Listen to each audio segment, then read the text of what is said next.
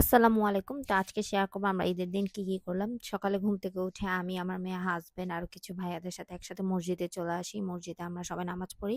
ছেলেরা এক পাশে পড়ে, মেয়েরা এক পাশে পড়ে। ছেলেদের ওখানে যেমন ভিড় থাকে, মেয়েদের এখানেও তেমন অনেক ভিড় থাকে।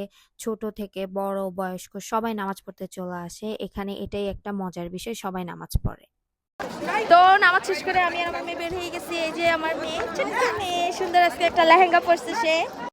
তো মসজিদে কিছু খাবারের ব্যবস্থা থাকে, যেমন চা, coffee, doughnuts, bread, butter, cream cheese এগুলো আর কি থাকে।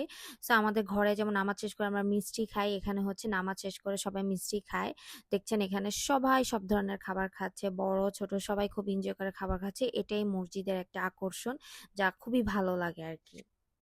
এখানে চা, ক্রিম চিজ, ডোনাট, অনেক মিষ্টি মিষ্টি আইটেম, চা, কফি, কফি আর কি, চা তো না, এই আর কি টি ব্যাগ।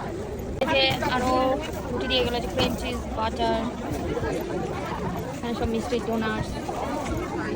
আমি একটা রুটি বাটার আর ক্রিম চিজ দিয়ে নিয়ে নিচ্ছি। আমি আর মিষ্টি কিছু খাই না, সেটাই খাবো। তো এই যে এখানে বাচ্চাদের খেলনাও দিচ্ছে এখানে, তো আমি এর জন্য কিছু খেলনা নিয়ে নিলাম আমরা।